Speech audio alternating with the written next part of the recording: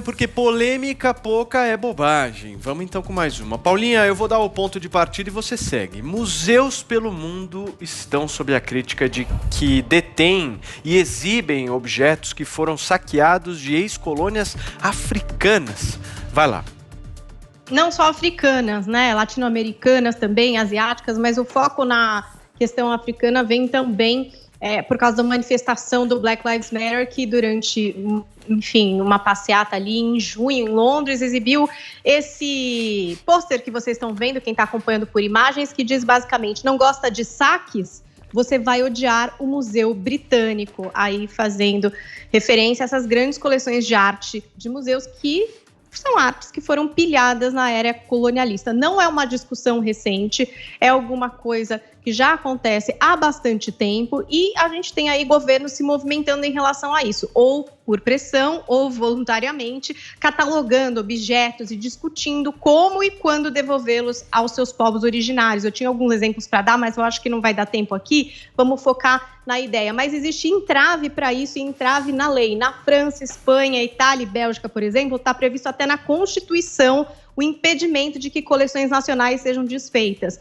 A Unesco fez ali uma convenção na década de 70 e 80 que proibia comércio desses objetos saqueados e também pedia a restituição deles ali para os países de origem. Mas as grandes nações demoraram um pouco aí para assinar essa convenção e alguns museus muito importantes dos Estados Unidos e também da Europa se juntaram num outro movimento dizendo o seguinte, objetos adquiridos por compra, presente ou simplesmente trazidos se tornaram com o tempo parte dos museus que cuidaram deles e da herança das nações que os abrigam. Então, eles defendem que essas aquisições de objetos deveriam ser entendidas no contexto da época em que elas foram feitas e não sob o consenso político e cultural de agora. E historiadores também ponderam que sim, as grandes coleções etnográficas, elas são fruto desse colonialismo imperialista, mas que também tem muita coisa que não foi pilhado, né? Foi doado, foi trocado até em ações diplomáticas. Tem gente que doou de coleções particulares e quando existe essa doação, por exemplo, a pessoa assina um termo de que essas obras fiquem ali mantidas pelo museu, meio que para sempre, né? Foi doado ao museu. Então, são várias as questões aí que permeiam. A gente sabe que, por exemplo, o Egito pediu ao Louvre algumas de suas relíquias que estão ali. Então, tem muita coisa ainda para acontecer em relação a isso. Perfeito. Adriles e Jodriles, em 1 minuto e meio no máximo. Por favor, Adriles. Ok. Eu acho que a história da civilização deve se centrar nos polos mais desenvolvidos da civilização. A Paulinha bem disse na segunda parte da fala dela, vários desses objetos foram por trocas diplomáticas, foram comprados, foram doados. Não é só uma questão de saqueamento. Agora, a questão que se coloca é, esses países de origem desses objetos, tipo Tanzânia, não sei, Congo, vão cuidar tão bem desse acervo, desse patrimônio artístico como o Museu do Louvre?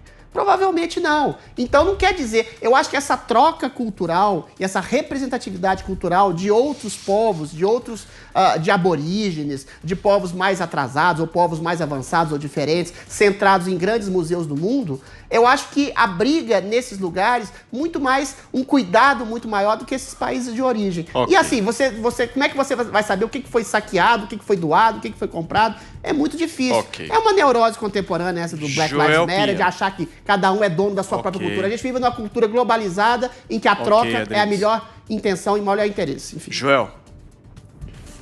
Pois é, muitas dessas coisas vieram de saques, outras não, e outras estão naquela fronteira. Era uma coisa totalmente abandonada, esquecida num território colonial que eles pegaram. Enfim, ninguém nem reivindicava nada daquilo lá. Eu não sou contra a devolução, mas o que eu acho é que tem que ser feita com contrapartida. Você vai receber artefatos importantes do registro histórico, arqueológico da humanidade?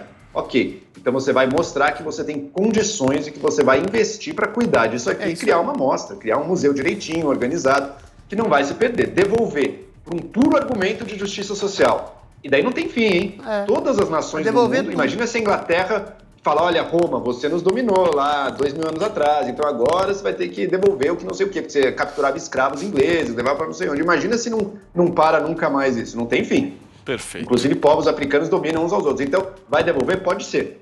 mas vai ter que ter a contrapartida de mostrar que vai ter capacidade e interesse de cuidar já pensou, daquilo. Joel? Portugal, devolve o ouro que você tirou da Ok. gente.